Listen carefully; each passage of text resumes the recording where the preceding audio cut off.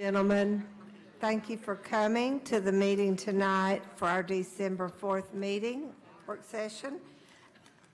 With 8 of 9 board members present, we're going to go ahead and call this meeting to order. And tonight, the moment of silence and Pledge of Allegiance will be led by Ms. Fugit.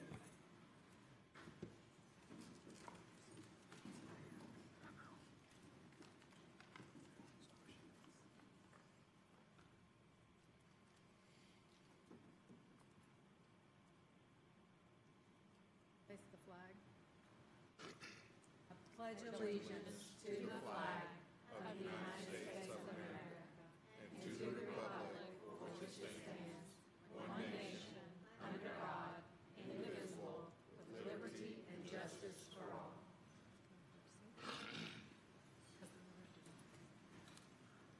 Okay, we have just a few announcements tonight. Board members, just a reminder that we are invited to meet with county commissioners and our state representatives for lunch this Thursday, December 7th at Dead End Barbecue on Sutherland Avenue at 12 noon. And of course, everyone participating will be buying their own lunch. And following lunch, board members will meet for discussion with state representatives regarding current educational topics from 1 till 2:30 at that same location. The Knox County Schools' second 9 weeks grading period ends December 20th, and our winter break will start on Thursday, December 21st, with teachers returning on Monday, January the 8th for an in-service day and students returning on Tuesday, January 9th. Central office will be closed on Friday, December 22nd through Tuesday, December 26th. And the only elected official I see here this evening, I believe, is Commissioner Dave Wright. So welcome. And we'll move on to changes to the agenda.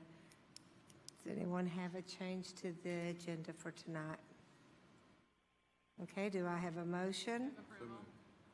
Motion made by Ms. Roundtree, seconded by Mr. Norman. All in favor say aye. Aye. All opposed. Okay. Looking ahead at our December 6th regular session agenda, board members, hopefully you had a chance to read your email today, but I just wanted to relay several changes made to our December 6th regular session agenda today. The information amount on item 7C18 regarding the Halls High School academic banquet was incorrect. The cost is now noted correctly at $17,593.40 using ticket sales and donations.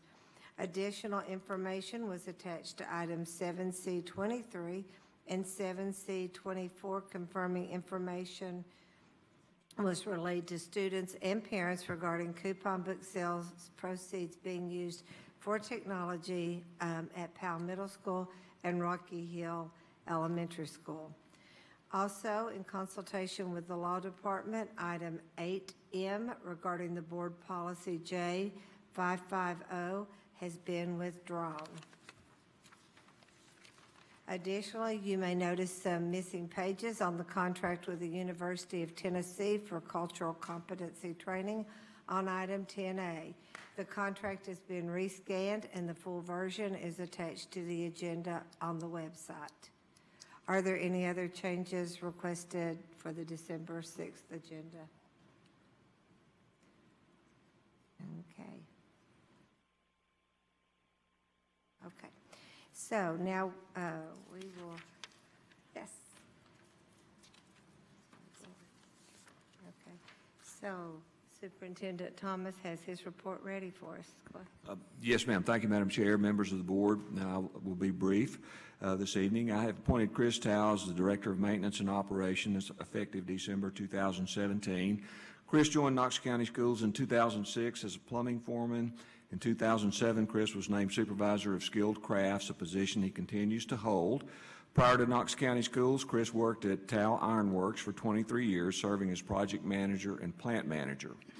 The first meeting of the Family Advisory Committee was held on Thursday, November 30, at the Sarah Simpson Professional Development Center. The meeting had great attendance and, as reported to me, went very well. We look forward to seeing what kinds of ideas come from our Family Advisory Committee. As you know, all high school tests will be taken online this year, and grades 3 through 8 will still be taken on paper and will require additional delivery and scanning time. We've been informed by the Tennessee Department of Education that districts should begin the process of planning for report card distribution due to a possible delay in the delivery of 10 ready scores for grades 3 through 8. Tennessee Department of Education expects as we transition to online for grades 5-8 that the timeline for grades 3-8 will adjust more closely to mirror the high school. Since the state has informed us that scores for grades 3 through 8 will probably arrive later than 5 days after school has ended, our plan is to adhere to our past practice and not include scores as a part of student grades for 3 through 8. However, we will include scores as a part of student grades for high school because those are scheduled to arrive within 5 days before the end of school. The bus driver awards will take place Tuesday, December 12th at 11 a.m. at Ted Russell Ford on Kingston Pike. We will be meeting with the staff at both Sammy Hill and Lonsdale and then hosting a community listening session on Wednesday, December 13 at 5:30 as we discuss the potential for Sammy Hill becoming a primary school and Lonsdale an intermediate school. We will celebrate with a ribbon cutting the completed construction at Pond Gap Elementary School at 8:30 a.m. on Wednesday, December 20. Madam Chair, members of the board, that concludes my report for this evening. Thank you. Okay, thank you, Superintendent Thomas. Are there any questions for the superintendent regarding his report? Yes, I'd just like to add, did you say December the 13th at Lonsdale at 5:30 for the meeting, community meeting? Yes, December 13th, 5:30. And we'll meet with both faculties that same afternoon as well. Okay. If there are no other questions regarding the superintendent's report, we'll move into items and contracts. And the first one is to approve the retainer agreement with Millsaps Gowan Government Relations. Is there any discussion on this item? Mr. Norman? Thank you, Madam Chair. I was just curious if our research department ever does any kind of analysis for a consultant like this in comparison to, I don't know, whatever legislatively that our objectives are. Have we ever even talked about Millsaps Gowan relative to their role? I don't know. Dr. Davis or Superintendent Thomas, whichever one wants to take that. I may stand corrected, and Dr. Davis can do that, but to my knowledge, we have not done any type of, our research and evaluation department has not done anything research-wise with this agreement and with the performance of this agreement. That's correct. So do we have any competition from a lobbying perspective for school systems such as this, or have we been contacted by another firm that says we can do this better or whatever? To my knowledge, no. As long as I've been in this role, we've been working with Millsaps and Gowan, and I know that Ms. Hill is the board liaison currently, but we have not had anyone step forward offering those same services to my knowledge. Okay, I guess then the question would go to Ms. Hill. If do you ever have any consult with other folks that are out there? You've been approached at some of the meetings, some of these class meetings from somebody else, or do we have any alternative here? That's all. We always have alternative, Mr. Norman, and I asked the very same questions 4 years ago that you're asking today, because it is a huge contract for a lobbying firm, and when I tried to approach this with the other 3 districts, it was not met very positive as far as trying to put a bid out or anything like that. And I will tell you, initially I had a real problem with that. But since that time, I have really grown to appreciate and respect what they are doing for us. And recognize the tremendous amount of time that goes into this. The whole class scenario also has support from Shelby County, who, in addition to class, they also have contracted with a lobbyist in Nashville. And then Nashville also has a government relations person that spends probably, I don't know, 30–40% of their time on the Hill lobbying. We're actually of the big three, we are the only ones that don't, in addition to this, have a position down there kind of watching out for our best interests. So I say all that to say I'm very satisfied with what they have done, and I would strongly recommend that we continue this relationship with them. Okay, all right, thank you. Thank you both. Thank you, Ms. Hill, for that information. Okay, item number 2, under contracts, any discussion?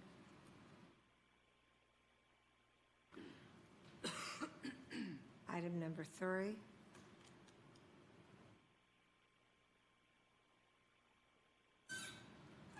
Item number 4.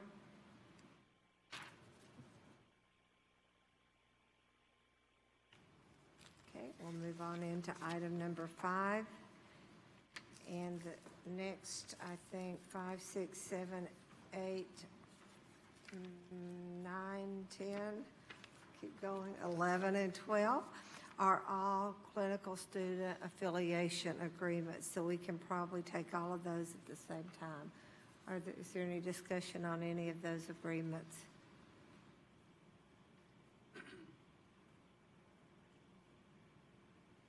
Okay. Item 13.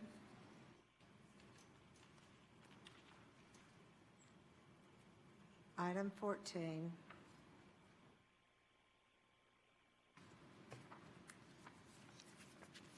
Item 15. 16. 17. Ms. Owen? I just want to let you know that I did email the principal at Gresham this afternoon, which was quite late for her to get back to me. There's no way she would have seen that yet, to ask and make sure that students are aware of how the coupon book money is being spent, and I will let you know Wednesday. Okay. Item 18.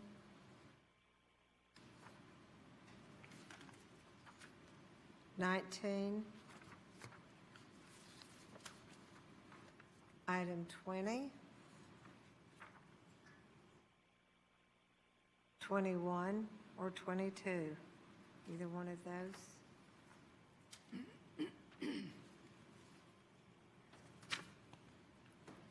$23. Oh, you have a question? So, okay, item. I was just going to ask, do we need to approve such small items as 21?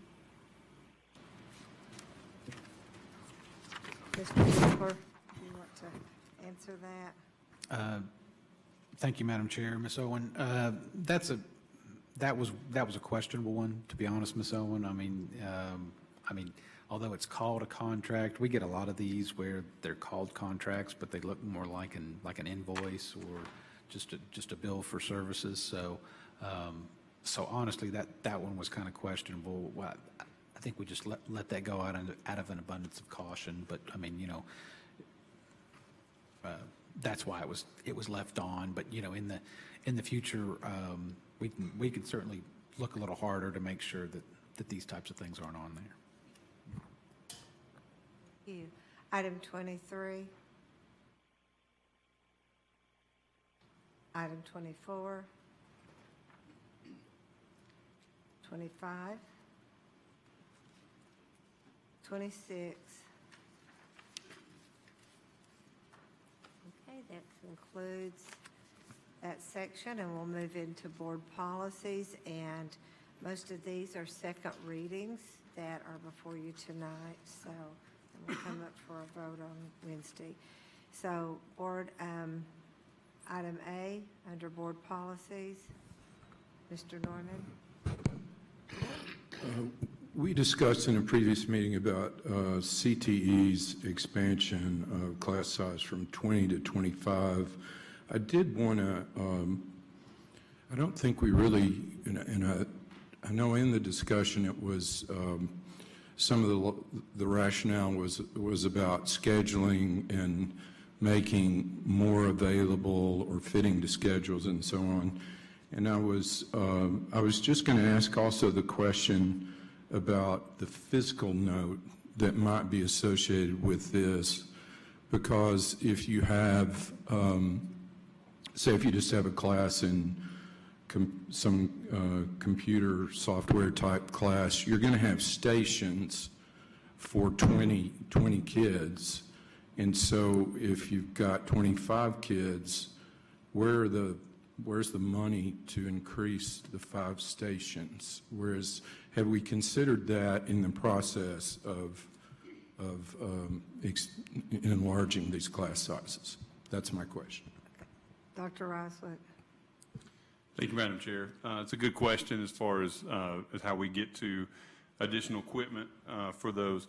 Typically, we use Perkins Dollars to purchase equipment, which are dollars that are passed through the state, and we have to put those into the plan. At the time this came through, when we got the approval on the waiver, it may not have affected this year quite as much. A lot of courses don't require a lot of additional equipment, but to your point, computer and business classes, and some of those already could take over because the way they're classified in the computer sometimes. But yes, we would get additional, typically through Perkins Dollars for that.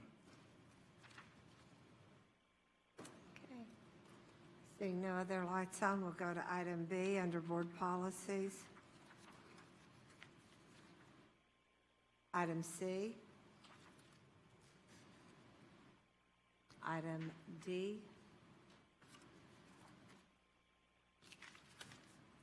Item E. Item F. Item G. Item H. Item I. Item J. Ms. Horn. Thank you, Madam Chair.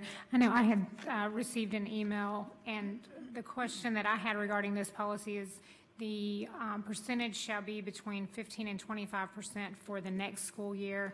Is it part of code that part of the state that we must increase it to 25% over time? Dr. Reiswick? Dr. Reiswick. Thank you, Madam Chair. Thank you, Ms. Horn. No, actually, the way it reads is the local board, the LEA, has the ability to set what that is between 15 and 25%. Okay, thank you. Okay, seeing no other lights on, except Ms. Horn, did you want to say? Oh, it's okay. I just didn't want to go on if you had something else to contribute. Item K. Item L. And item M was withdrawn. So we're moving into section on grants. Item A under grants. Item B. Item C.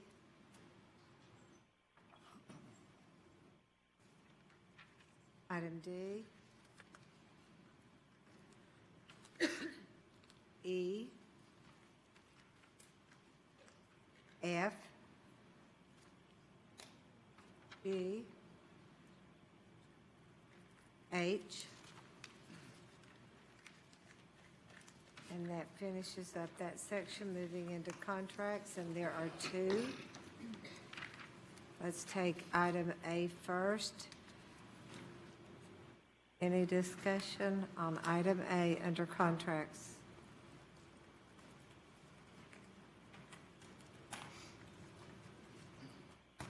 I'm sorry, Ms. Horn. Patty, is there someone here who can just give us a quick overview? This is, there's a lot of information to go through, and it looks like it's very comprehensive. Okay. Miss Massey, do you want to do that? Thank you, Madam Chair. I actually have Dr. Coleman King is here, who is will take the lead on this project, so I'm going to turn it over to her and ask her to come down and say a few words. Good evening. So you'd like an overview of what we've given you. Again, I'm Shanika Coleman King. I'm the principal investigator, and Dr. Brittany Anderson is here, and Judd Lauder couldn't be with us. We have training personnel from a few different departments. The names are listed below, so we have 9 core trainers, and for subsequent years, and that's for the first year, for subsequent years we estimate having 20 total trainers. And so for the sequence of training in the very first year, based on the proposal that was that Knox County shared and the areas that of need, we came up with a training schedule that in the first year for all 8,000 employees, some will have full-day training, some half-day training that was specified in the proposal.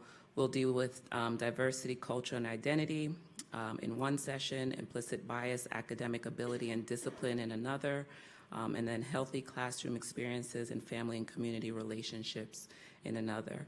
And then while that is also ongoing for different groups, we'll also complete a sustainability plan and have people compile goals and needs for their particular school.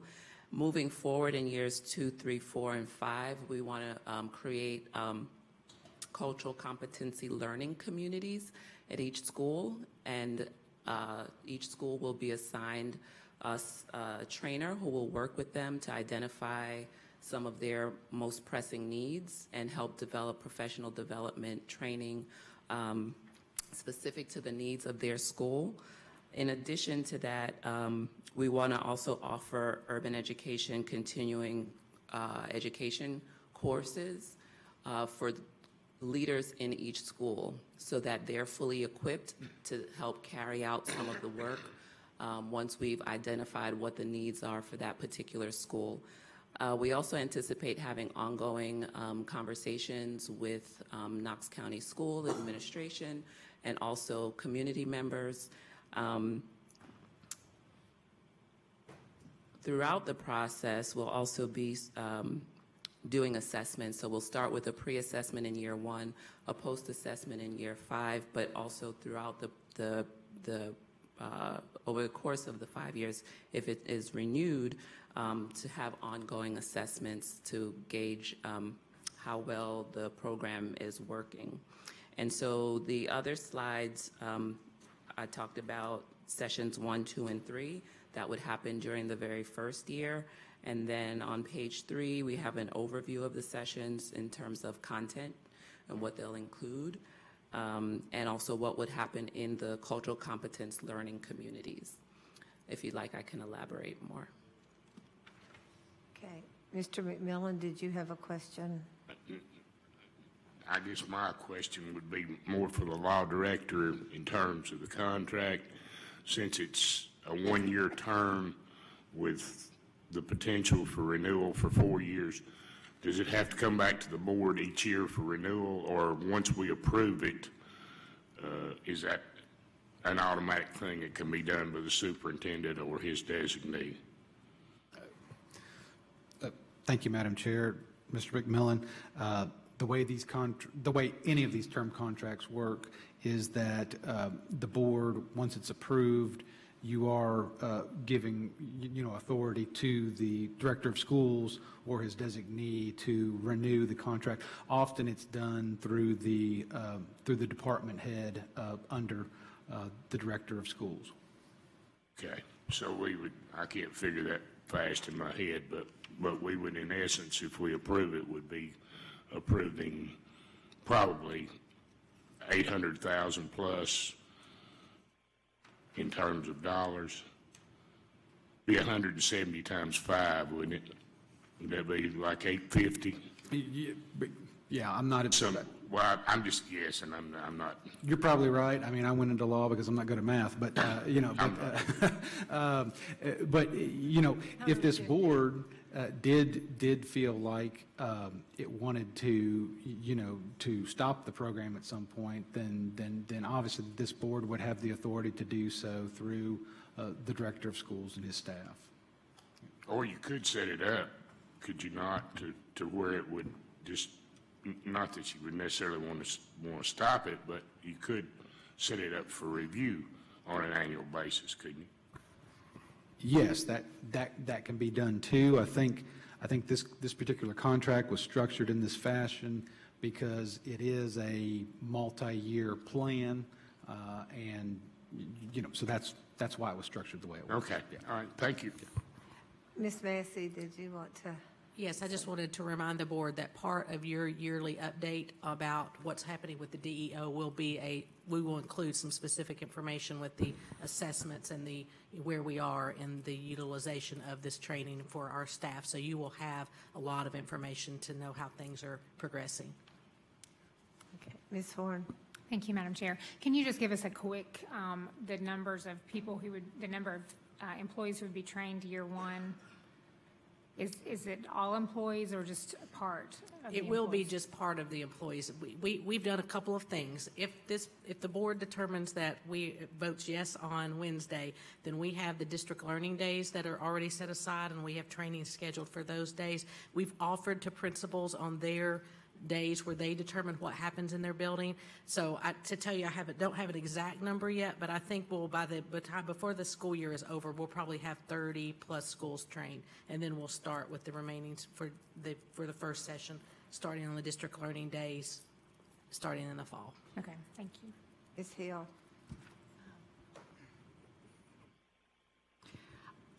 Are you going to be training our personnel to be trainers as a part of this? So it's not a train the trainers model. What we'll be doing is we'll be making sure that there is some foundational information that everybody has, and then from there we'll be working with each school to then develop a sustainability plan to identify their needs and to figure out ways to get that information to their school. We also believe that one of the best ways to get a sustainability plan that'll work is to make sure that there's at least one individual who's a go-to individual at each school who is charged with the responsibility of overseeing the work that needs to be done and is held accountable for that, and that they also have more in-depth knowledge about some of the issues that we'll be discussing. So you're going to personally communicate then with each liaison at all 90 schools? Yes, Is that and correct? so, yes, that's correct. And so we have a team of, at that point, our team will expand to about 20 people. And so those schools will be divided up between those 20 individuals. Is there any wisdom in trying to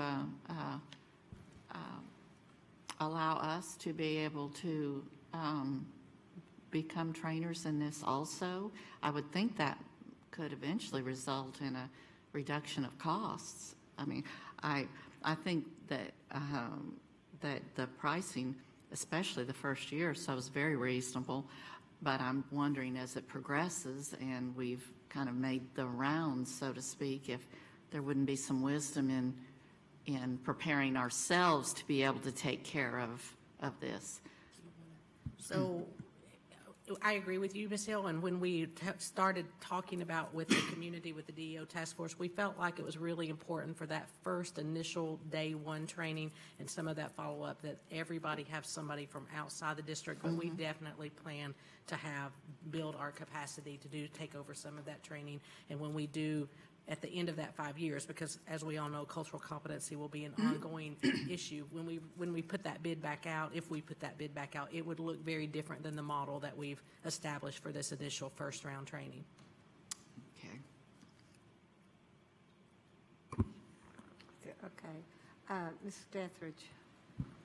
Thank you, Madam Chair.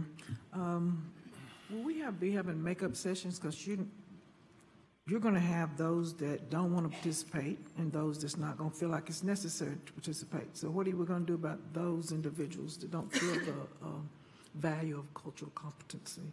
So our goal will be that we will train every school, and then we will have some makeup sessions. If for some reason someone's ill and can't attend, that we'll have some sessions where they could either go to a feeder school or a nearby like population, but we'll make sure that everybody gets trained. Okay, and I do understand the value of saving the money, and we're going to be we're going to train our own, but we need to make sure that we have outside doing this and making sure we really understand what cultural competency is in order for us to take over. If we knew what we were doing, we wouldn't be in this shape already. So what we need to do is make sure that we do a good job of making sure everybody understands what is cultural competency, how you look at yourself, how you perceive, how you deal with it, how you understand it, the value of it, and all that before we even think about taking it on ourselves. That's why we built the assessment piece in. We felt like that would be a really critical component to have someone from outside assess us and give us feedback about how we really are progressing in this area. Because I remember in 2007, I was on the task force. We tried it. Knox County wasn't ready. They felt like they were being attacked. They felt like they were being abused and called things that they didn't like. Because you have to look at yourself and you have to really evaluate who you are and how you understand the differences in cultural diversity all across. And sometimes it's kind of hard. So I think we ended up kind of dropping it. But I hope so that since we have this 5-year plan that we go ahead and make sure that we do it right and make sure this becomes a real valuable resource for Knox County schools, because as we know, Knox County is going to become even more diverse as the years go forth. And so thank you very much. I appreciate it and look forward to see how this works. I will note that there is already a line item, budget line item for this topic. So, okay, Mr. Norman. Thank you, Madam Chair. I'm just interested in the materials. How could I look at or inspect, go over what's in the training and what is being conveyed? Well, we have some information that's shared in the actual proposal in terms of some of the content and some of the books and online resources, videos that we plan to use. We have not yet developed our slides. That would be the next step pending Wednesday's vote. And so all of that information we could be able to share. We are looking to provide some kind of online platform that serves as a resource so that anybody could go on and look at what is there and sort of revisit it and use it as additional resources down the line. Okay, so for somebody like me who is at ground zero and wants to learn the basics and then also kind of an overview of what's going on, what's the meat and the potatoes of the topics, et cetera. That's what I'm trying to get to. How do I find that information? How do I acquire that? Mr. Norman, we can share one of the notebooks they submitted. I can get that to Ms. Coatney, and she can get that to you tomorrow. I'll get you a copy. Thank you. Okay. Next would be, let's see, Ms. Horn. Thank you, Madam Chair. I think the information we had was incomplete, so I don't have what was attached before. So I tried to look at part of it, but we only had half of the document, and it was every other page. So I think it's correctly attached now, but I haven't had time to review all of that. It looked like there are a lot of different aspects. So is this training slated to be a one-day training? Yes. For the year one, okay. For year one, there are full-day trainings, and then there are half-day trainings depending on the position. Classified or certified, okay. My concern was when I just looked at what I had to review, that there are a lot of different things going on, and I want to make sure that we're focusing on those issues that were brought forth by the task force and making sure that those issues are the ones that we're focusing on and not adding to that in the first year. So if you could speak to that, Ms. Massey. So we tried to make sure that the RFP was very explicit. We have different initiatives with the discipline, reducing suspension. So although we want to be able to show the connectors to the other initiatives that are going on in the district, their focus will be a little bit of drawing those lines so that people can see this is all related, but their focus will be specifically looking at the cultural competency piece, the implicit bias, and all of those issues related to that. That was very specifically drawn out in the RFP. Mr. McMillan. Thank you, Madam Chair. I just wanted a little clarification about what you said, Ms. Massey, earlier in reference to as we go along and training our personnel. Something you said indicated, I know you said something about the cost would go down, but were you saying that the cost would not go down until the end of the 5th year, until we rebid it, or is there a possibility that it will be reduced after the first couple of years? If we go by the recommendations of the DEO and then looking at what the research tells us, our day one implementation will be someone from outside the district. So all of that, depending on how quickly we can get everybody trained. But yes, I mean, potentially I think we need to plan for the full amount for those 5 years and then look at the reduction in cost after that. I think everybody that has looked at our model and looked at what we're thinking about has really strongly suggested that we allow the outside contractor to do that initial evaluation and that initial training. Do you think it would take 5 full years for us to train all of our personnel? I do not think it will necessarily take that length of time. I think we can, it's like the DEO timeline with the training for, we have several things happening at once. We have cultural competency training, we have the PBIS, we have restorative practices, along with all of the other curriculum pieces. So we're competing for time. So I think in order to allow ourselves not to be bumped up in the same situation we are with restorative practices where we said 3 years, but to get it done in 3 years is really a lofty goal. We are going to work to get it done as quickly as possible, but between 3 and 5 years, yes, to get every school trained in looking at all of the other competing. Time is the resource that is the most challenging for us as a school district. Well, as a board, what can the board expect as far as updates? Are you going to, are we going to have annual updates or, Yes, sir. Or what do you anticipate? I will build this into the annual update that we do on the DEO where we report out on the discipline and where we are on everything, where I give you the statistics around suspensions and our subgroups and our academic outcomes. This will become one more component of that report where we'll detail that out for you. What schools have been trained, what are we seeing from the assessments that have been happening, and any other feedback that we have from the university. Okay, thank you. Yes, sir. Okay. Mr. Thank you, Etheridge. Madam Chair. Just one more question. Seems like some of the, we as a board may need to have some training or some kind of exposure to what it is you're going to be training, because it sounds like we ourselves may need to understand what it is and what it entails.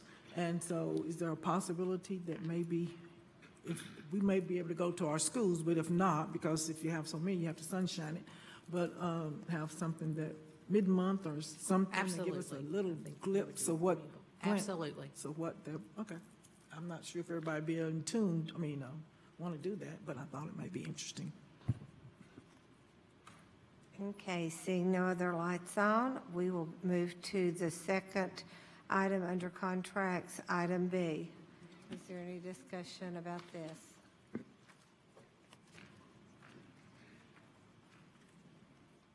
Okay, before we move into our regular agenda items, I see Chairman of Commission, Randy Smith, came in after we recognized everybody, so welcome. Thank you for being here, Chairman Smith.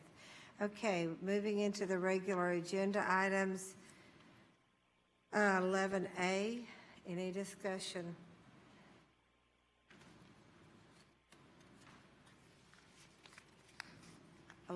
B.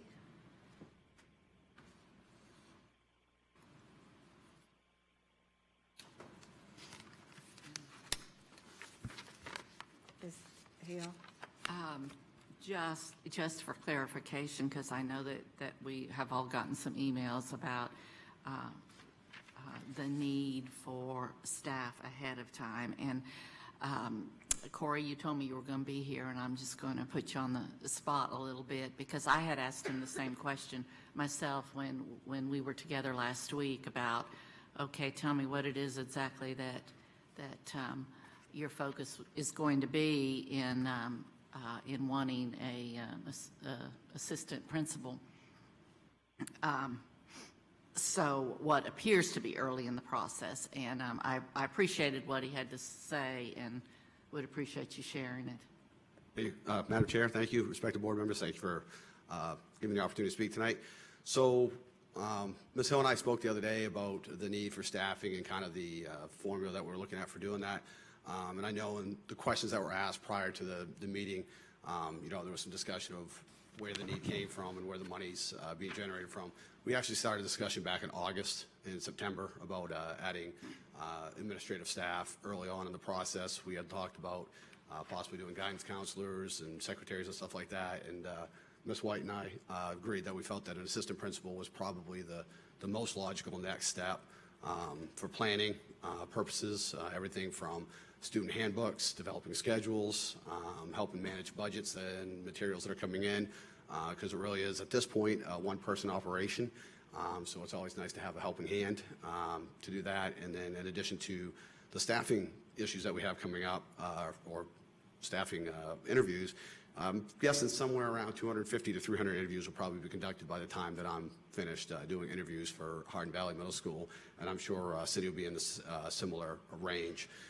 In order to staff ability to do that on your own, sometimes you wind up having, you're kind of your bias one way or the other about people, and it's always nice to have another person there in the room also to make sure that they share the same vision and that you're looking at hiring people that are going to meet the vision, and you're not kind of having your own personal bias that are leaning you one way or the other.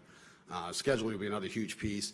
We're actually going to sit down and look at all of the TVAS data for the students to make sure that when they come in, there's appropriate programming in place. We also will have a large set of meetings that we'll need to do with transitions for students that are involved in the RTI process as well as the special education process too. So we want to make sure that those transitions are as smooth as possible. So between the interviews, transition meetings, things like that, we'll have a very full palette starting probably mid-January through, I guess would be June or July as we transition. I know also there's a comment on there about not being out kind of in the public yet. That's by design. At this point, there's still a little bit of bad blood, I guess, left over between the Hardin Valley Carnes or HVA Carnes split. So we've really tried to make sure that at this point that the middle schools retain their identity as long as possible and that we don't add anything in there that's going to kind of get those feelings back to the surface again like we had 10 years ago. So we will, just because of the nature of the timeline that we have in front of us, we will start having some community meetings, and we are already underway in planning the PTSAs for both schools. We've met with Barry Myers, who's a regional rep, and we've met with a few people in the community, but this has all been individual stuff. We haven't put out any large group stuff yet because, again, we want to make sure that the schools that are losing students still retain that identity as long as possible. Thank you. Ms. White, I see you're in the, do you want to add anything to what he has said in regard to Gibbs Middle?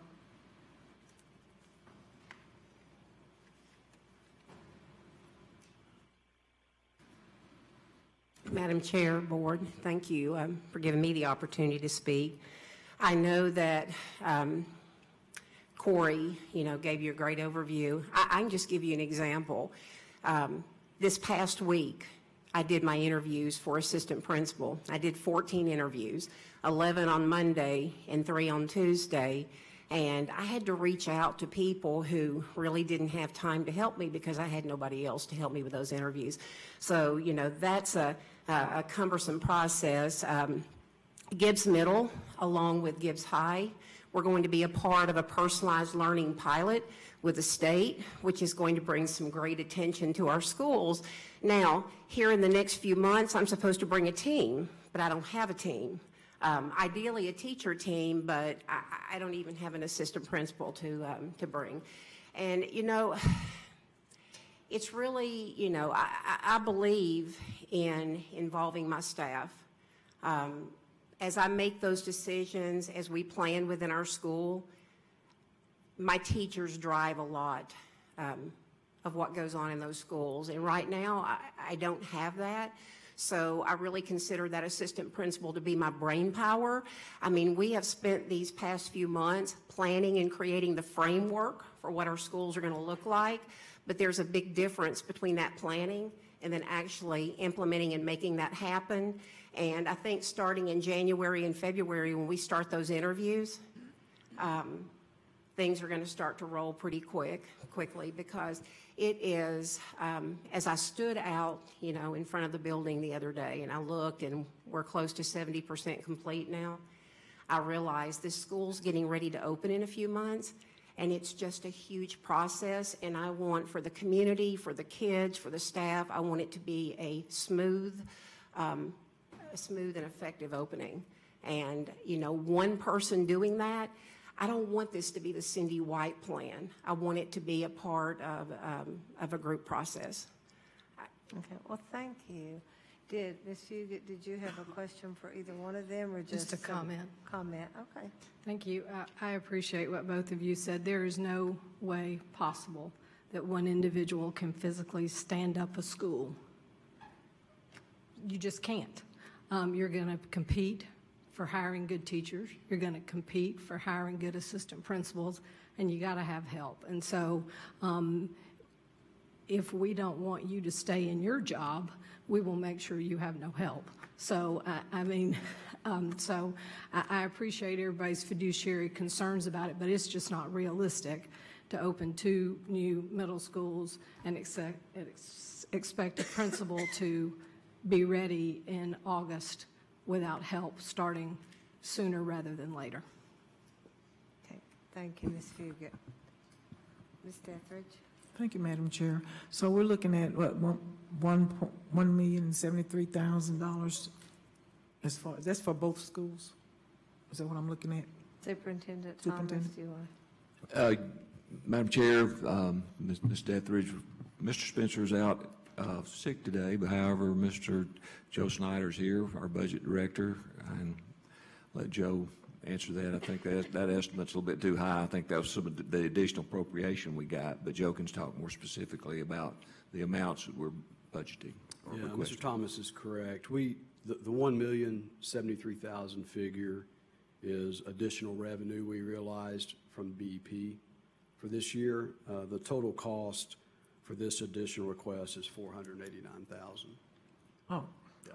I guess if I could read, I could see. Okay, 489, okay.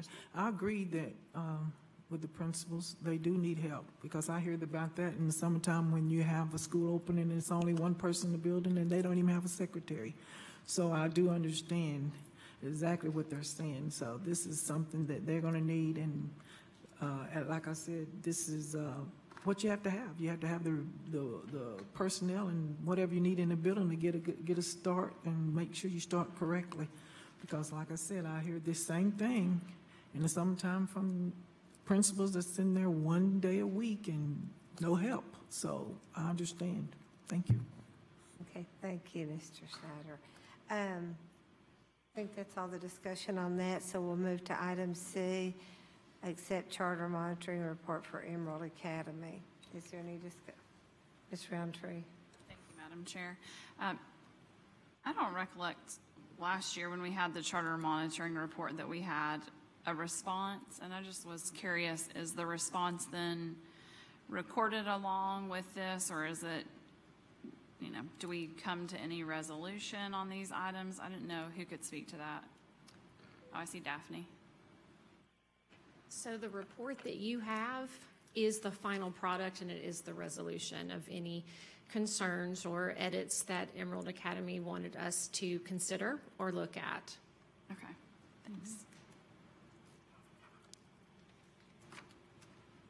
Do you have a follow-up question, Ms. No. Roundtree? Okay, thank you. And Ms. Hill? Unless something's been added to this since we got the email from you, Mr. Thomas, on the final report, the responses that Emerald gave, are we saying that they're right then, that they're correct in their responses? Sometimes they're challenged, to the way that we looked at things. I mean, we're So we were able to make a few corrections on our end, and we were also able to have a really healthy conversation with Emerald Academy on why we were requesting certain information, and why it could be given to us. I have a breakdown if anyone would like for us to email it later, but it essentially says what was our response to each of the indicators written in that original memo from Mr. Diggs. the response to their response? Yes, ma'am. Okay. So essentially, in the report, did we make an adjustment? Was it an agree to disagree? Was it correct in that we needed to change what we had originally written? We have a response for all of that if that's something that the board would like to see. I would like that, Daphne. Okay. Please. Absolutely. Okay, Ms. Fugit. Thank you. That's what I was going to ask, because to me, this looks a little like when you get your company's audit. There's what the auditor sees, then as management, you get to respond to say whether you agree or disagree, and then there's typically some following. But what I suppose then is our final report. Yes, ma'am. Their response may go along with it, but our report is our report. Yes, ma'am. Correct? Our report is our response to that final memo that was sent by Mr. Diggs. And, essentially this has been a learning process as more data has become available. It's a very different document than the one you received last year. It's much more comprehensive, and it lists some analysis on our part, and it asked for some evidence on our part that last year we did not. And so we had a conversation with Emerald Academy about, how can we be the best charter authorizer for you all? How can we give you all the most comprehensive report? And so what you have in your hands is our response, and it's our final report. Okay, and then my final question is, how do people find this? The report, we are going to submit that to the state by January 1, and the state will have it on their website. We can make it public on our website as well. I just did not know what the state protocol was for, I would think if we have a charter school, we might want to have the charter report on our website if it's going to be on the state website, but that's for to decide another day. That's fine. Thank you. Are there any other? Mr. Norman? Thank you, Madam Chair. Well, is the board going to receive some kind of summary report? I'm going through this, and it's pretty hard to derive really, are we successful? Where are we successful? Where are we not successful? The color code things help, but there's obviously a lot of material here. So I'm wanting the executive summary for Emerald Youth. Are we going to get one of those? We can absolutely create some sort of executive summary. This report is a comprehensive look at all of the departments, and it is quite lengthy. What we can do, specifically what we would like the board to take note of is our analysis, our district's analysis of the data that we have received from the state. And additionally, this is the first year that we have looked at the progress that Emerald Academy is making towards the goals set forth within the original charter. We are not supposed to essentially monitor them yet on those goals. That starts next year, but what we've included for you is a narrative on if we were to do that, what would it look like? And so we can take this and absolutely create an executive summary. I guess the other basic question is, it's all around academics. So from the 40,000-foot view or whatever, right now, what do we think about Emerald Youth's academic progress? I think that Emerald Academy is making every effort possible to meet the needs of their students academically. I think when you look at the analysis that we have done, you will see what schools it is comparable to in our district. However, if we were to today monitor Emerald Academy based on the goals that they have set for themselves, so 6 more months, I guess, of this last this time period, they would not meet their goals at this time. Okay. And the charts, most of the chart were, the one academic chart that I focused on was also a comparison with, it was primarily, I think, with Whittles and Vine. Correct. So in terms of the demographics, those things line up? Yes, yes. Our REA department put that together for us so that we could kind of get a comparable look at schools that would be very similar, and specifically looking at obviously just sixth grade, which is who they have at the moment. Okay. My last question then is about teachers and teaching. I noticed one section there that was, I think it was called induction, support, retention, growth. And maybe I'm just missing it. I didn't get any information out of that, or I couldn't derive anything from that. Can you? Absolutely. That section is basically how do you recruit your teachers, how do you grow them, and how do you retain them? Mr. Diggs and Ms. Kelly are here, so I'm going to let them answer that question because it will be specifically about how they do that. Thank you. Mr. Diggs? Thank Ms. you. Kelly? Director Kelly, if you'll come on up with me, and I'll try to be pretty quick. I may need that question asked again if you don't care. I'll let you hear from Director Kelly. More from me, you hear it too often. First, I want to say we appreciate the process we've been through with Dr. Odom and the executive team, trying to work this through and make sure that it is a healthy process, sound one. One is we want to be good stewards of the dollars. Second is we want to maintain and ensure the integrity of the performance contract, and that's what it is. And we know ultimately that's all about ensuring that we've got this school on the right trajectory to put more urban scholars into college, and that's important for this board. It's also important for the Emerald Charter Schools Board. We're really encouraged at this point, our board is, with the trajectory of the school and what we understand from our data. We've had a lot of internal assessment. We've only had 1 year of Tennessee Ready data for the sixth grade scholars who have only been in our school 1 year. Only 1/3 of those scholars came into the school performing proficient or above. So keep that in mind. Our goals are stated on 3 years. 3 years. So it's way too early. I disagree with Dr. Odom. We do not share the same sentiment that this school is not on the right trajectory. So we think that after next year we'll have even more data to support that, but we're encouraged about the direction, and we're also encouraged about the leadership we have under Director Kelly and her staff and the faculty. We got a great group. If you want to share anything and then get back to your question. It is truly an honor to be here with you all this evening. For those of you that know me, I'm going to stay true to myself, and yeah, I'm positive Polly. So I want to talk about the great things that are happening. This year, like last year, we had 5 applicants for every 1 seat. Roughly 89% of our scholars identify as minorities. 80% of our teachers returned from last year, so our teacher turnover was very low.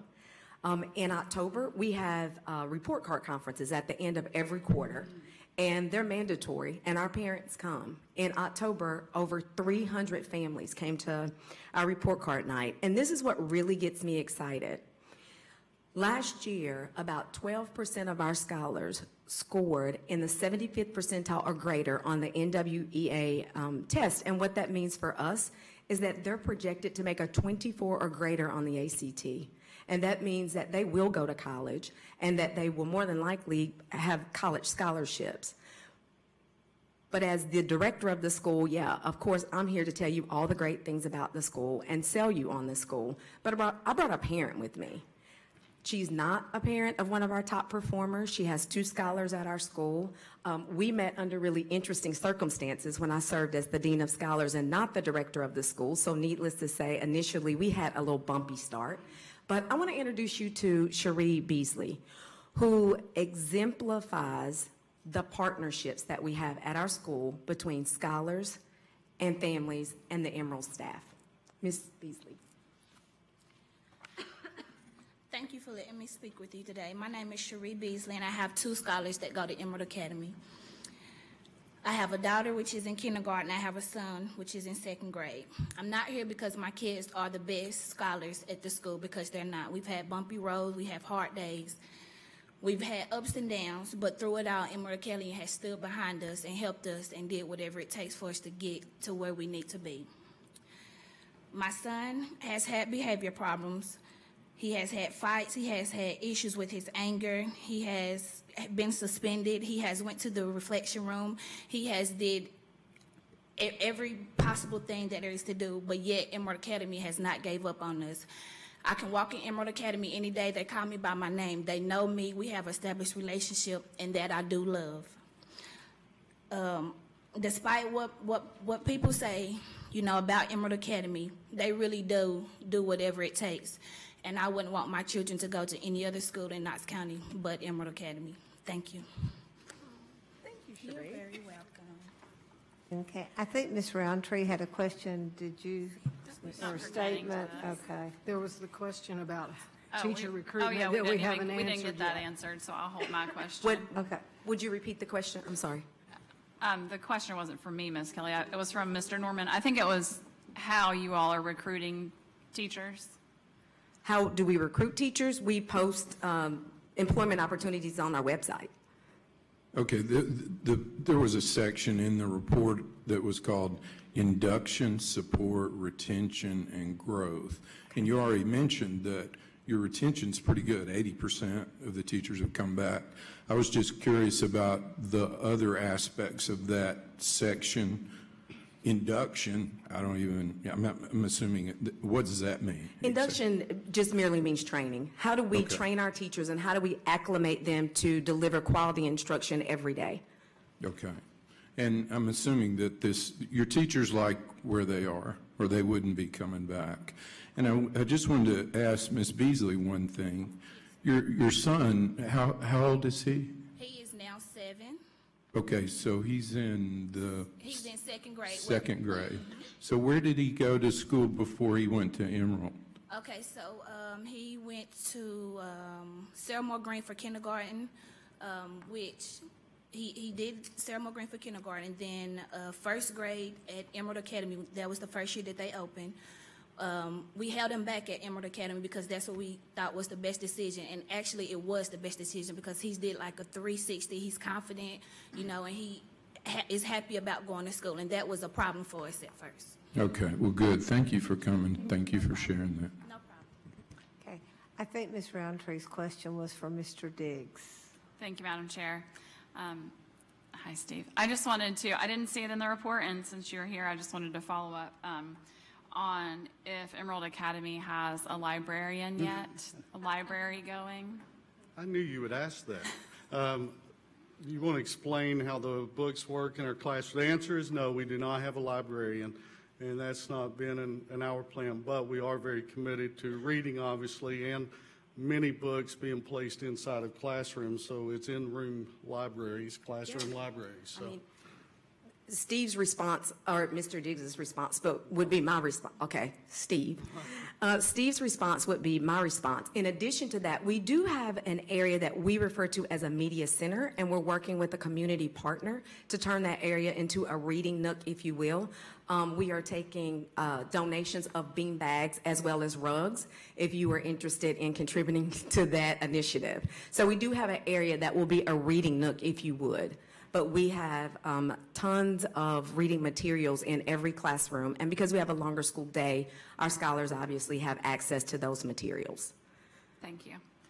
And then I just had another follow-up question. I'm not sure who can answer this. On item 1.3, schools complying with the applicable educational requirements.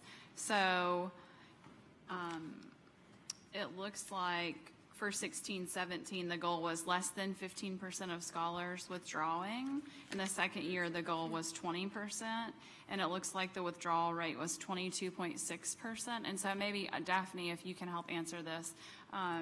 So those students all returned to Knox County during the academic year. I'm just curious if you have the breakdown of when those kids came back to Knox County schools. So Knox County, As part of the monitoring process, we requested the names and the withdrawal dates of students from Emerald, and we didn't get that information, but instead we did get a statement that less than 15% of scholars withdrew from Emerald, and that their goal was not more than 20%. So what we did as a district was we had our SIS department pull that information. We started from their first day of school and until the end, and what we did is we counted up those withdrawals, and then we ended up with 22.7%. And that was one of the, we didn't make any edits, though it was requested. That was one of those we're just going to have to agree to disagree. Okay, well, I guess in more detail about my question. So you're telling me that there is no way for a breakdown to be given whether a child withdrew and went back to a Knox County school during week 3 of the year or week 25, that you're saying that's not available? No. Yes. Okay. Yes. Yes, it is available. And first of all, I'd like to give Team Daphne a shout out because this has been a truly collaborative process. But what we're learning through this process is how we measure some things that were requested in the report is not how Knox County would measure them. For instance, we have scholars, and Christy Bennett is our Director of Enrollment and is a rock star, but we have scholars that initially apply to come to Emerald Academy. They don't come to Emerald Academy. They're on our roster initially. Well, we start 2 weeks before you all start. So when we pull the Aspen report, a scholar like that is counted in their attrition numbers.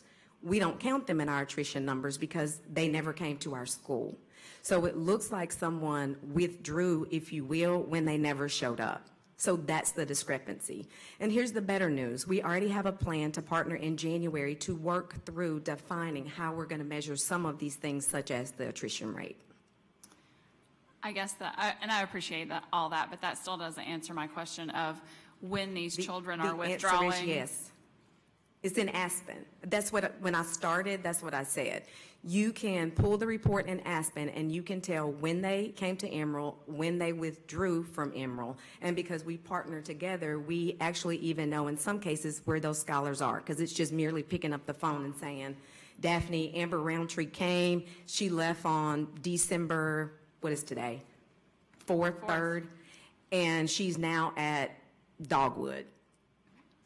Can you get me that information, please, Daphne? Yes, and so what we'll do is we'll go ahead and print out what our SIS department printed for us, which has the name of the child, where they were zoned, and we only counted students who came back to our district. We did not count any students who withdrew and moved to another county or moved out of state.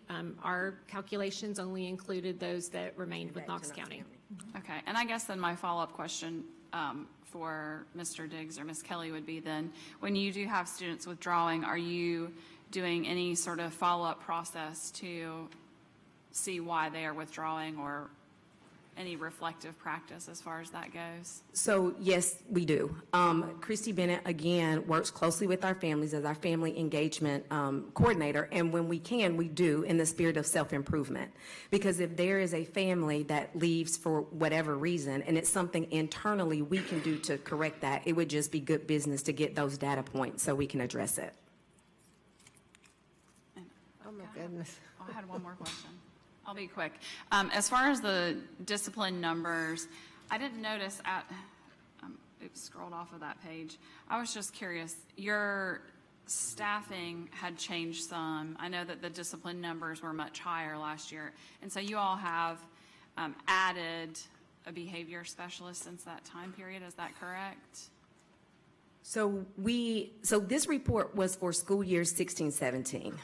In knowing some of our challenges prior to having to get the charter monitoring report, right? Like, I don't need Daphne to come in and tell me the things that we need to work on because we live there every day. So we know what our refinements are and we know what our reinforcements are. So organizationally, we restructured. We now have a dean of the lower school, Jamie Ciancio. We have a dean of the upper school, Dexter Murphy. We have a behavior support coach, Monica Hicks, and then she has 2 other behavior folks that help her out. So we've really gone above and beyond to try to restructure organizationally to better build relationships with our families and better meet the needs of our scholars, almost in a like thinking about the Fulton model, almost like in a small learning community model, so that way we know who our scholars are and we know who their families are and we know what their needs are. Thank you. Thank you, Madam Chair. One comment, if I can make on that, and it's probably in your report, it's in our response for sure. This is something that our charter school board was encouraged about, and we monitor this issue just as you do with your other schools in Knox County. But our suspension rates dropped. I'm trying to find the exact numbers, like 74% to 43%. Yes, 3%. Don't hold me exactly, it's 74, 75 to 45. And we're just extremely encouraged about that. And we know good work to go ahead. And I would say those, just for the record, those additional behavior supports that you all have are probably help bring those numbers down. There's no question in the relational culture that's in this school under Director Kelly. You don't have to be around her long to know is critical. And Dean Ciancio and Dean Murphy, and I mean, they've just done a fabulous job. And we got a lot of work to go, no question. And if I could just, Ms. Bounds, say real quick, if I could just share this. We recognize this is hard work, and we don't have what we'd say is a magic bullet. This is about blocking and tackling every day, not to bring up football. We've had enough of that, I know. But we understand it's hard. We know your job is hard. I'll put on my hat of Emerald Youth Foundation. We also are continue to increase the investment we're making in our traditional public schools as well in Emerald Youth. And just this next year, we'll open up 3 learning centers for high school students in urban communities. So be assured of that, too, that we're with you in other means besides Emerald Academy, but we want you to be proud of this school as well. Okay, Ms. Owen, I think they said your light went on first. I didn't see, so we'll take your question and then Ms. Etheridge's. Thank you, Madam Chair. It's pretty short. Regarding the attrition rate, I would like to request an additional piece there. I would like to see a spreadsheet of all students, however you would like those listed, by identifier with their enrollment date and their withdrawal date, regardless of where they went. So all enrolled, all withdrawn, regardless of where they went with that date. And I know that that has been requested in the past by a community member, and there was some difficulty in looking at it because this is years past, because the numbers didn't quite line up. So I'd like to be sure that the enrollment and withdrawal dates are for that student.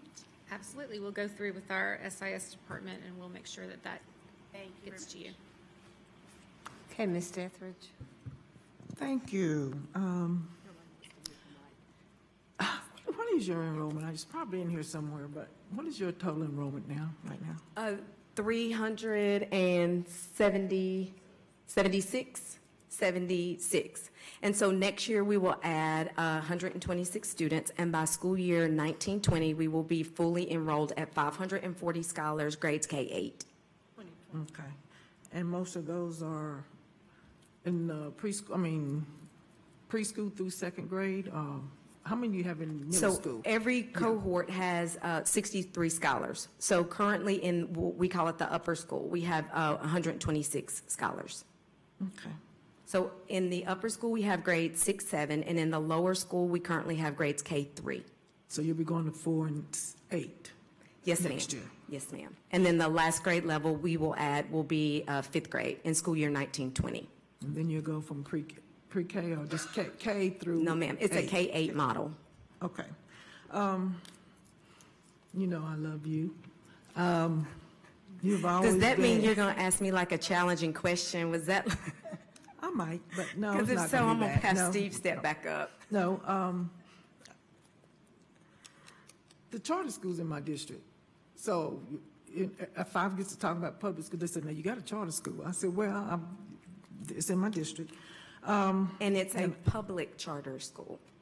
I keep hearing that. And, So and that's my what I thing really, and I is- think that's what some people are confused about. They think we're maybe for Explain that profit. explain that, because when you say public charter school, people go, but it's a charter school. But you're not still held accountable to the same things we are as a Knox County school that's not charter. So But explain but that. we are. Therein lies the charter monitoring report with Daphne. right? And so that's the partnership. So just like you all want to reduce suspensions, we want to reduce suspensions. Just like you want to increase the number of scholars/students that are ready to go to high school, ready to hit the ground running, so do we. Just like you want to make sure all your third graders can read on grade level before they go into an intermediate setting, so do we. I think what makes us different is obviously we're smaller, a little more nimble because we're smaller, and we're working on a performance contract. Okay. So, but we're not out here trying to use these kids to make money. And I think that's where the water gets muddy, because when I initially heard charter school, I thought the same thing. And then when I learned more about it, and then I learned about the vision of Emerald Academy to grow scholars into college-bound leaders, it just made sense to me to be a part of something that, candidly, I wish that I could have benefited from growing up in East Knoxville. but at the same time, there are things that you do that we don't. Those things, like, we cannot make it mandatory for any parent to do anything. And if we could, then that would be wonderful, because that participation, I think, adds value to our students' education, and which is great. I mean, I'm not downing it. I'm just saying those are great things that you can do that we can't do. And yeah, I think you have, similar to a year-round, which what we wanted to do, but couldn't get that done. Do you all still have pre-testing the kids from kindergarten on through?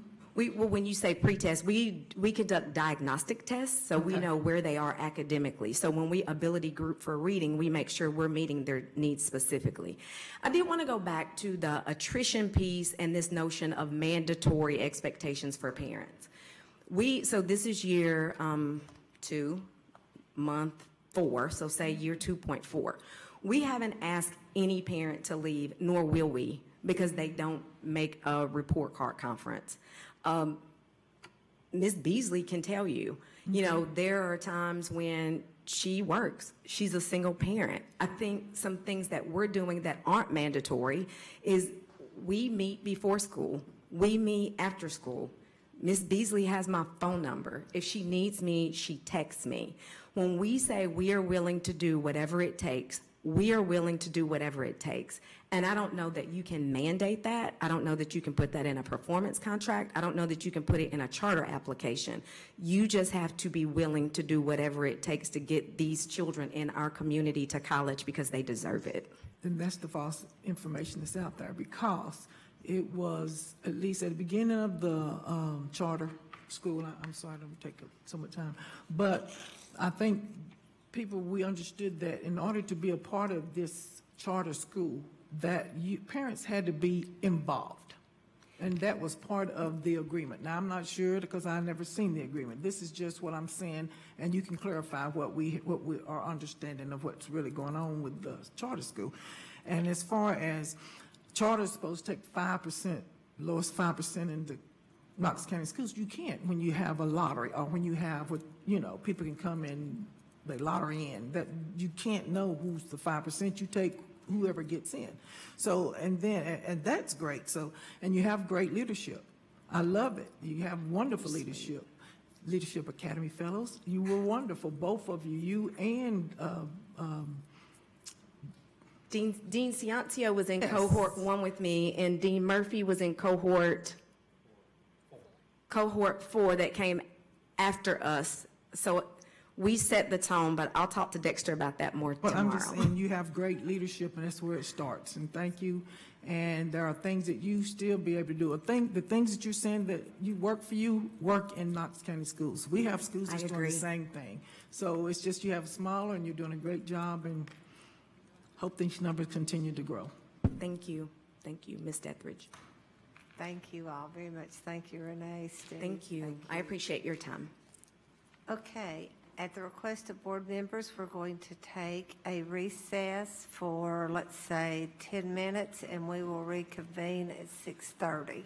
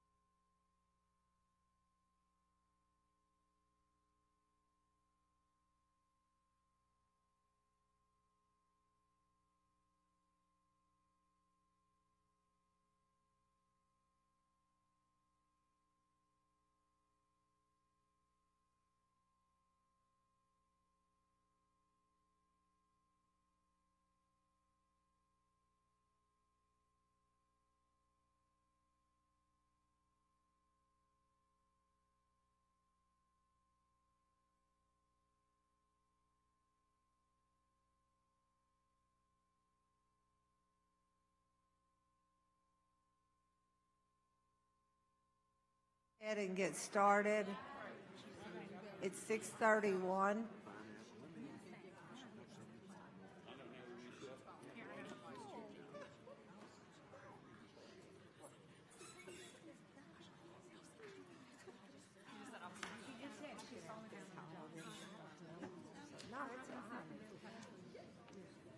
Okay, we're going to move on, call the meeting back in from recess, and move to item D, discussion and action regarding the Leadership Academy Memorandum of Agreement. So, any discussion on this item?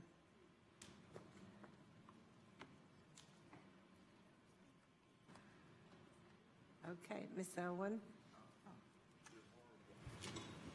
I'd just like to address a few things some questions from the community.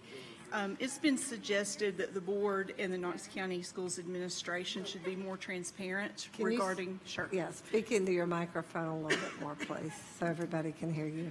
That we should be more transparent regarding the Leadership Academy, but that is very difficult to do when we don't have any information to give. The problem is that we have asked for a lot of information, but we're just not getting it. The information we've requested is very basic. It's the kind of thing that I would expect a major university to be tracking. Demographic data, enrollment data, pay data, all of those things that should be easily exported, all those things that we should have been seeing for the past 8 years. Those are not things that our staff should be trying to figure out. They're not things that our staff should be trying to go back in time and recreate. All of this information is information that UT should have readily available to us, and not the kind of thing that we should be waiting for a long time. Also, some of the information that we've been getting seems to be either purposefully or through incompetence. The information is just not there. We've asked for information about salary data, and originally I was told that it was going to take a really long time because that information was being redacted. Well, all of the information that's been given to us, nothing's redacted. So if you're taking a month to get information to us so that you can redact it, well, then what did you redact? Because I'm not seeing that at all. Rather than salaries, benefits, and bonuses being broken out as requested, we were given a list of all pay earned by Knox County Schools employees. And so what that means is what we wanted to see was the salary that was earned by our folks working in the Leadership Academy. But what we got was salary information for our employees who ever taught anything at UT. So we can't tell what it's actually costing anybody for the Leadership Academy. We can't tell our partners' input. So what we're expected is that we have the amount that we are paying, but we don't know what other people are paying, and they won't tell us. And so that's extremely difficult to justify to our community members when we have no idea really what our partnership entails. We even had some folks on our list who had never worked for the Leadership Academy. On the 27th, we were finally given a Leadership Academy ledger by the UT Provost. This ledger still does not answer the actual questions that we've asked. There's no breakdown by employee to show how much time they're working in the academy, when they are working, their compensation for that time, or even whether that time is at the same time that they're expected to be working in Knox County schools. So we don't know what hours they're working, how many hours, or if those hours are in conflict with when we think they are working here. We have no way to know how much time of our own staff is being asked to, how much time our own staff is being asked to give, or how much time that's taking away from our Knox County schools. So we don't know how much time is being taken away from the time that our staff could be spending in our schools working with either our students or our other staff members. Additionally concerning, this same ledger has tabs at the bottom. It's a 6-sheet ledger. And on 3 of those pages, part of the text, part of the numbers, the text is in white on a white background.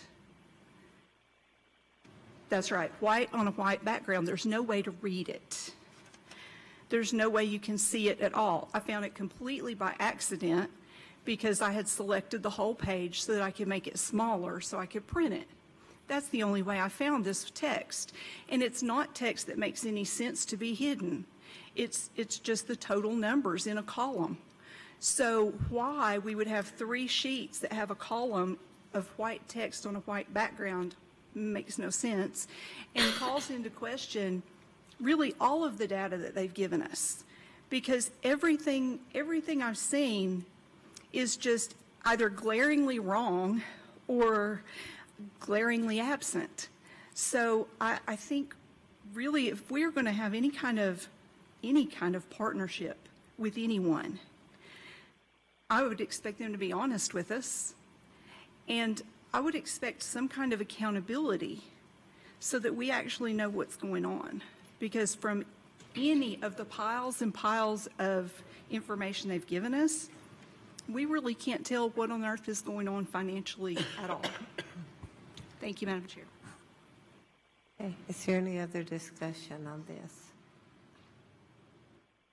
Okay, seeing none, we'll move on to item E, discussion and possible action on the Leadership Academy proposal that Superintendent Thomas brought forth. Thank you, Madam Chair, members of the board. I think it was our November meeting. I had indicated that we would develop a proposal. We talked quite a bit about the cost of the Leadership Academy, and somewhere around $909,000, I think, is what was budgeted for the current year. So we looked at a proposal that would eliminate most of the cost. Actually, what you have in front of you with that proposal is a cost of about $5,000 for supplies and materials if the board did approve to continue the academy. Again, that number is a small amount in comparison to what was budgeted, but could also be absorbed, I would suppose, by the people in the academy if the board wanted to eliminate the $5,000. But we did get it down to virtually no cost. When our research department looked at the benefits of the Leadership Academy, the research showed that there was a positive impact on student achievement. There was a minimum decline for Leadership Academy fellows who were serving in their first year versus principals who had not attended the Leadership Academy. The change in student achievement when a Leadership Academy fellows was placed in the first principalship was similar to that of an existing principal or someone who had been in the position of principal for some period of time. Also, it serves as an additional pathway. There are multiple pathways into the principalship. As we talked about, folks who go to the university and take coursework so that they can get an endorsement. Obviously, they pay for it themselves and they go on their own time, and that's one of the pathways into administration. Also, we have administrators this year who came to us from other school systems that are in the principalship, and then, of course, the Leadership Academy serves as another pathway. So there are multiple pathways that I think benefit Knox County schools.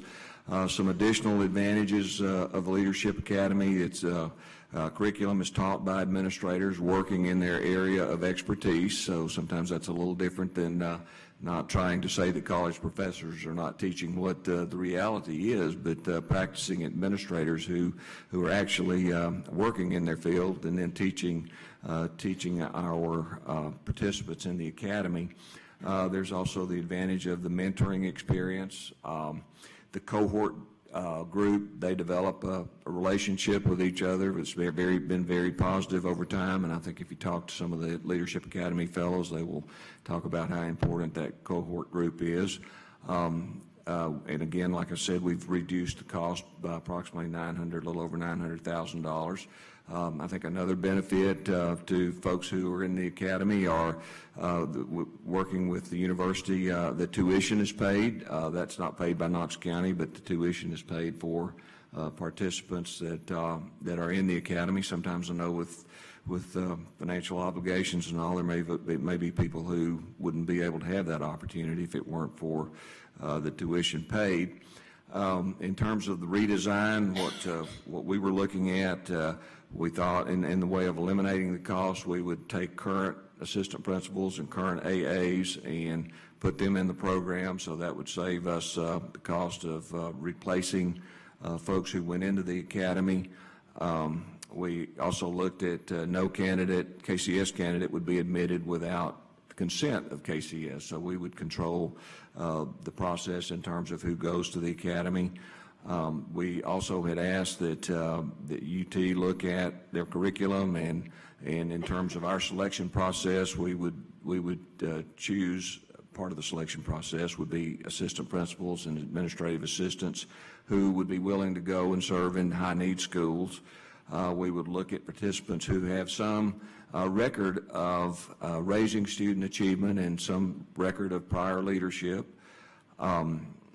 We would ask them to sign an agreement that would be the 4-year commitment to Knox County schools upon successful completion of the academy and being placed in an administrative position, and ask UT to look at their curriculum to make sure that it's developing administrators for high-need schools, which is a priority for us. We would determine the placement. That would be solely done by Knox County schools. The mentors would be provided on the job coaching, and the mentors would not get a stipend, which does save some additional funds. The mentors have gotten, I think, $5,000 a year for mentoring a fellow. Then we would also say, with some of the recent discussion that's taken place with staff members who are teaching in the academy, that they would be able to continue serving as faculty, but they would have to adhere to board policy as it relates to part-time employment.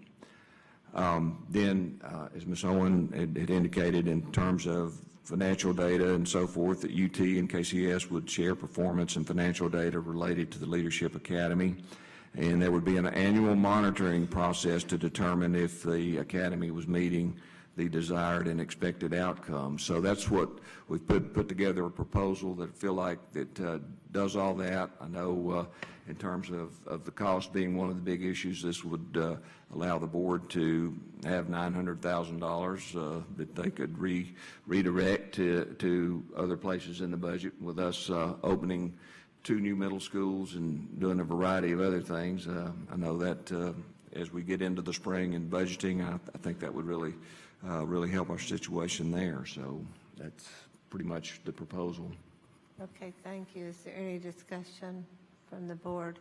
Ms. Fugit. Thank you. I was just going to thank Superintendent Thomas for putting all this together. It was me who asked last month for privilege to allow him time to put this together and address many of the needs that I heard and concerns that I heard people speaking to, and I know that was a short time frame, and I appreciate the hard work you and your team did to get us this proposal. Mr. McMillan. Thank you, Madam Chair. Mr. Thomas, just one quick question. In reference to placement in the academy, would you as superintendent make that decision? Would it be your designee, or would it be a committee that would make that choice as to who got in?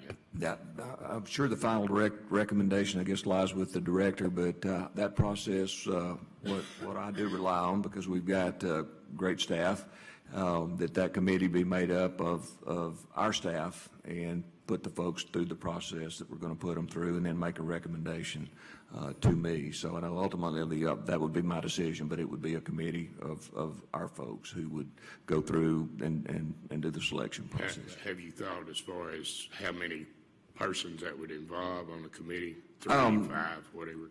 No, I've not thought of a specific number, but certainly our chief academic officer, our grade level directors, potentially some of our other supervisors that work closely with our teachers and administrators. So I don't have a number on the committee, but it would be several people. Yes, is sir. what you're saying. Yes, sir. That's what I want to know. Thank you.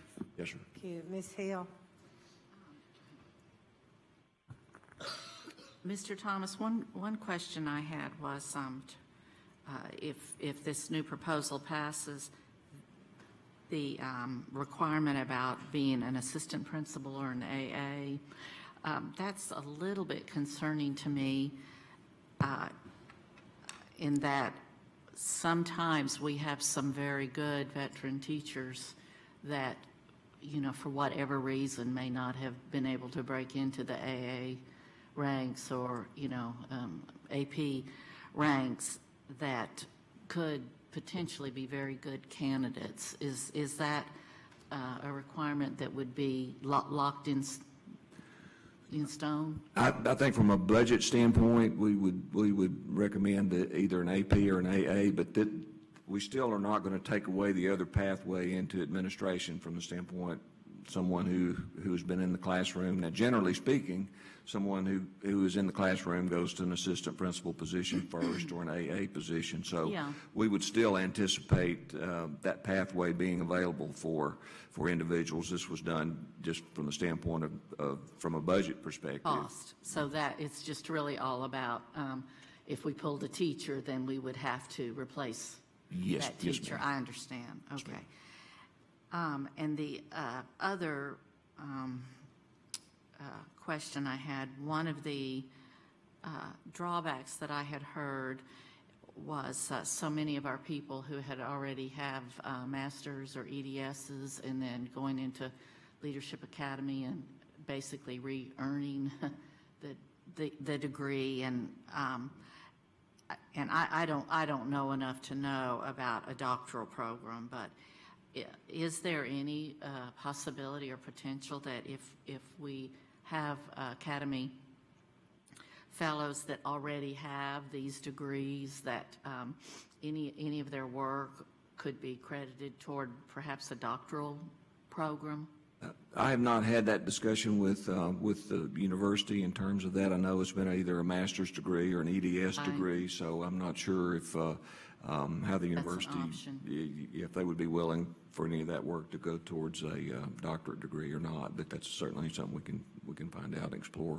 Just thinking of the folks that have been in the program that already have the 2 degrees and, you know, repeating. Thank you. Okay, Ms. Deathridge. Oh, thank you, Madam Chair. And you just brought up a great comment because I asked the same question.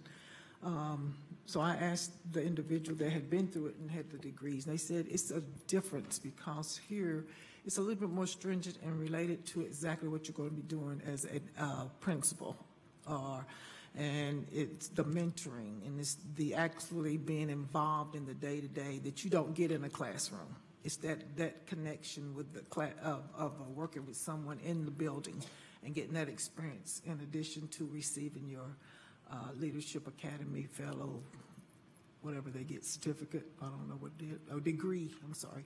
So that was my question, because I was trying to figure out why as well. Okay, is there any further discussion on this item? Okay, seeing none, we'll go to public forum. Thank you, Madam Chair. Our first speaker is James Slay.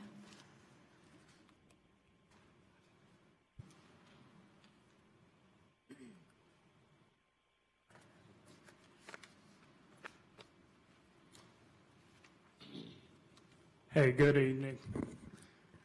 I want to preface everything that I'm about to say with this. I love Knox County schools, and I'm a proud Knox County school employee. Moreover, I'm a product of Knox County schools.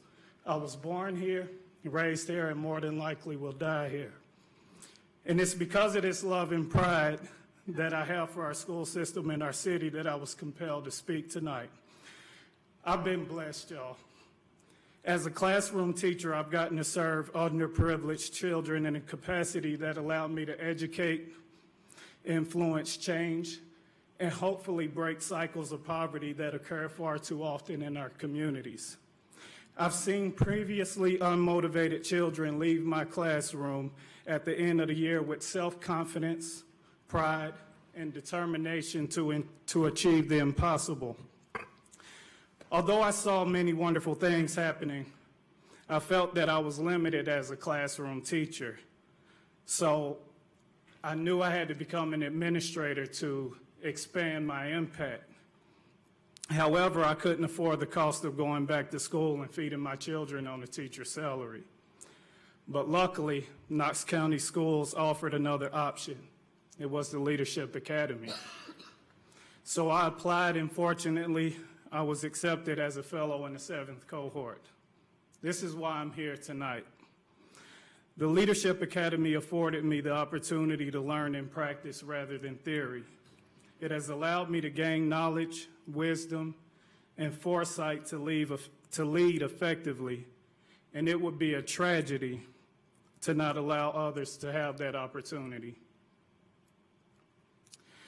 I've learned many things in the Academy. I've learned how to dig deep into bills and policies that affect our teachers and students. I've learned how to lead change and engage communities. I've learned how effective leaders develop and communicate meaningful visions and missions that teachers, students, and their families can buy into. More importantly, I've learned the power of hope, trust, compassion, and stability. Betty Sue Sparks taught me that. The Leadership Academy isn't going away. It's not. Other surrounding counties are opting in each year, and we want to attract our best and brightest candidates to teach and lead our children. So if we discontinue our participation, we lose some leverage in attracting those teachers who seek more opportunity and better pay in other counties. I ask that you opt in, even if it's with fewer candidates. I'm making this appeal not as one of the 75% minorities that has successfully completed the program, but as a man who believes in the power of coming together and doing what's best for children. Thank you. Our next speaker is Candace Bannister.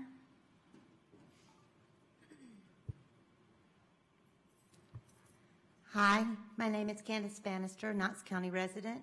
Good evening, Madam Chair and school board members. In a letter from the Great Schools Partnership to the Board of Ed, it was stated that having a great university donate 10 graduate-level scholarships to our school system is almost too good to be true. I've always been taught that if something seems too good to be true, it usually is. The director of the Leadership Academy, Dr. McIntyre, has never been a principal, and yet he is the director of the joint program with UT who will train our building administrators. This is bothersome to me because this is the same person who was our superintendent, the same person we no longer wanted making decisions for Knox County schools. We didn't want his top-down management style. We no longer wanted on to be treated as a business. We'd grown weary of our students being treated as test scores, and we didn't like that teachers were treated as a problem instead of professionals in the field of education under his administration. We no longer wanted what he stood for, so we made a deliberate change in the makeup of our school board, and he chose to leave. Why now would we want him in charge of training our administrators? The simple answer is, I don't. During Dr. McIntyre's tenure, there was not one initiative for improving the care of our students, none. Never was it even mentioned, much less the priority. It became impossible to even have time for talking with our students because we had to be on task and on schedule at all times. In fact, we could be marked down on our evaluation if we were not where we were supposed to be on our daily schedule on any given day.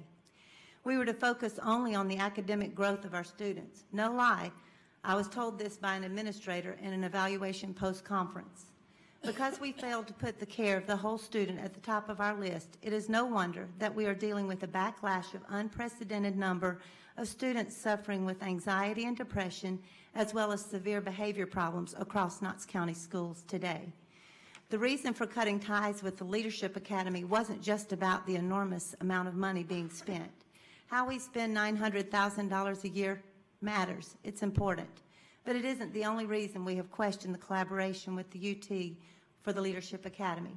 Also included in the letter from the Great Schools Partnership is a passage which credits the Leadership Academy with being the only way to promote African Americans into administrative positions. I find this claim to be a bit insulting and perhaps a provocative claim meant to interject race into our decision. If I remember correctly, we have about the same percentage of African American administrators now that we had when the Leadership Academy began. So how has the Leadership Academy helped thus far? It has not proven to be an effective means of increasing our rates. I believe Knox County Schools is completely capable on their own of recruiting and mentoring minority candidates for placement as administrators. We have established that we have 270 plus teachers currently in Knox County Schools who have funded their own education to obtain the credentials necessary to be administrators.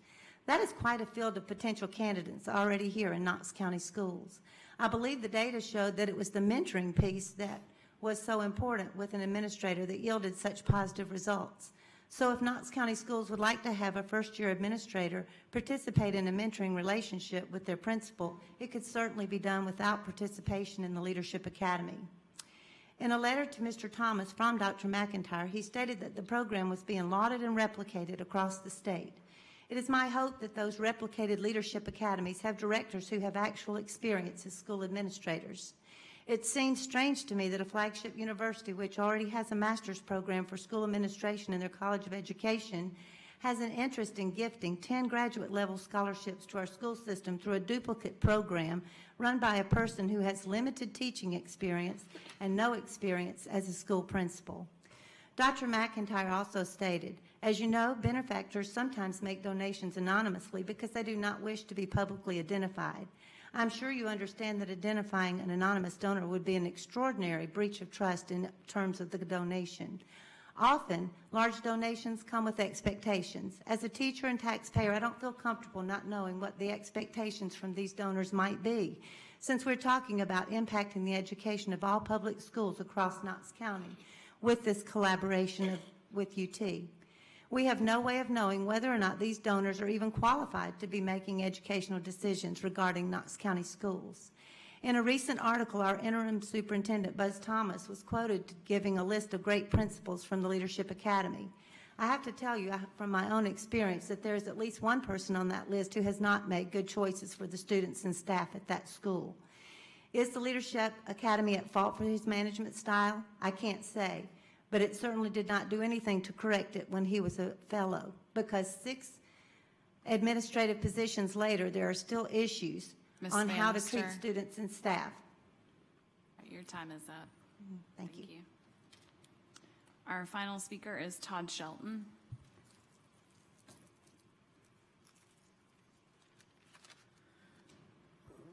Yes, I'm speaking on the cultural competency RFP, and I did have time. It took quite a bit of time, but I had time to read the document, and I found answers to many of the questions that we've been asking for some months and some that we have not thought about. It is a very good read, so I know you guys have so much to read for this night. I only had that, but when you get into it, I think you'll agree. It's articulated very well. I can speak for many of my friends in and outside of Stop School Push Out and say that we are very pleased with the content of the proposal from the UT office. We think the proposal delivers a clear understanding of the need and the benefits of cultural competency training and the advantages in teaching that we will have as we explore and understand implicit biases and their effects. If carried through for the 5 years, it will not only significantly help our disparity problem, but it will also improve the entire school system. We truly believe that. This includes the teachers, the staff, the students, and the community. We also appreciate the additional training that our teachers will have to add on to their list of trainings they already do. We appreciate their work very much. We appreciate the district's work in putting together the RFP and the committee, the way the contract was put out and explained, and we think it had a lot to do with the sort of reply that we got. So thank you. It will be important for the community to have an opportunity to experience some of the content of this type of training so that everybody can buy in and we can reap the full advantage. I think there are individual groups and individuals who would enjoy that opportunity. I hope the school will support this 5-year contract. Thank you. Madam Chair, that concludes public forum. Thank you, Ms. Roundtree. Okay, we'll start over here with Ms. Kuntz for board forum. Do you have anything tonight, Ms. Kuntz? Ms. Dethridge? Ms. Owen? Mr. Norman? Okay, Ms. Roundtree. Thank you, Madam Chair. I just wanted to congratulate again South Dole High School on their winning the Points of Light Award from the Blue Ribbon Schools of Excellence. They were down in Orlando, I think, is where they received that award. Yep, Missy nodding her head. Yes, I was in Tampa at the same time, so I was close by, but couldn't be there. So I just wanted to congratulate them again. It's a great honor, and also congratulate all the kids, the 4th and 5th graders at Dogwood today that were part of the Great Shake. So they did a round robin competition on leadership skills, and I got to have some fun and interesting conversations with these kids that are the ambassadors for Dogwood Elementary. So it was a great event. Okay, thank you. Ms. Fugit. Madam Chair, since I had my mic down, just to thank you, board members, for getting with Ms. Coatney on your schedule availability for strategic planning dates. Talked to Dr. Davis on my way in. I think there's one location we're still confirming, and we should have the schedule for you on Wednesday. It's not on the agenda, but we'll just pass that out, and maybe you can announce it in announcements where the meetings will be. Thank you, Ms. Fugit, for all your work. Ms. Horn? Ms. Hill? Mr. McMillan? Do I have a motion to adjourn? Ms. Roundtree? Mr. Norman? All in favor? Aye. Aye. Motion. Ladies.